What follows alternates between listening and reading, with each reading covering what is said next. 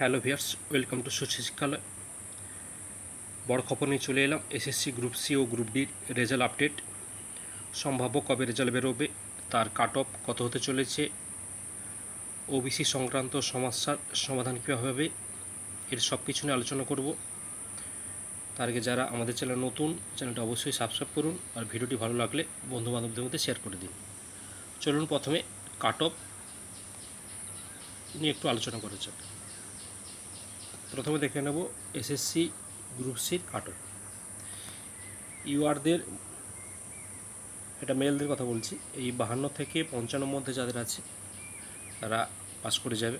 তারা computer typing test practice করে দাও, কারণ টাইপিং টেস্টে 90%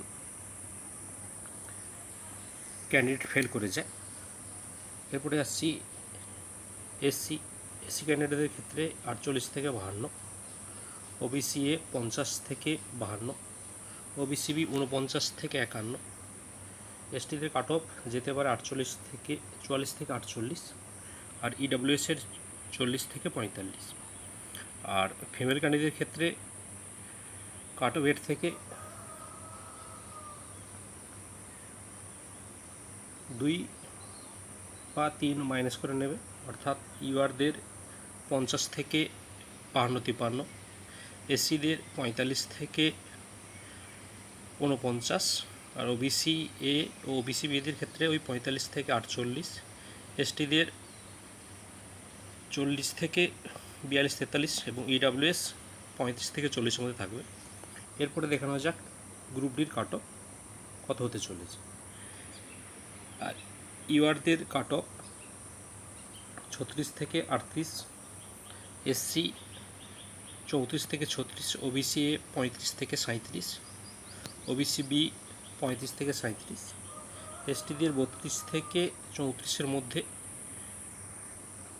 আর ইডাব্লিউএস 28 থেকে 30-এর মধ্যে থাকতে পারে। এরপর আলোচনা করব ওবিসি ম্যাটার নিয়ে।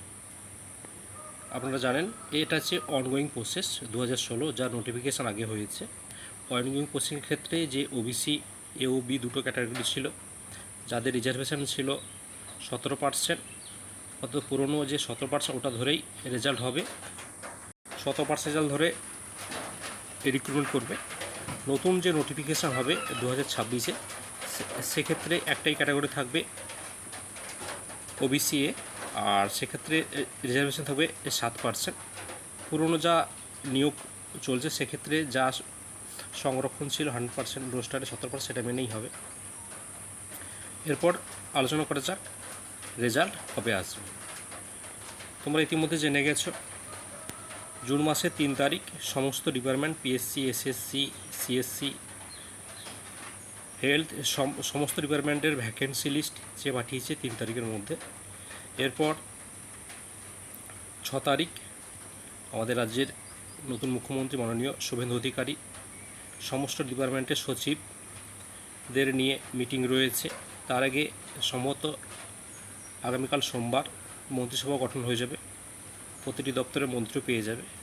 সোমবারের বৈঠক, 6 তারিখের বৈঠক খুবই গুরুত্বপূর্ণ, কারণ ওই দিনকেই চাকরি প্রার্থীদের জন্য বড় কিছু আপডেট পেতে চলেছ। নিজেই বলেছে বৈঠকের পরেই সব কিছু জানাবে।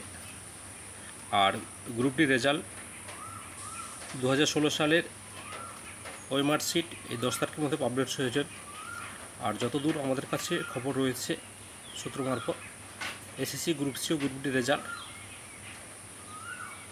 জুন মাসের 3য় সপ্তাহ, অর্থাৎ 14 তারিখ থেকে 20 তারিখ বা 21 তারিখের মধ্যে বেরিয়ে যাবে।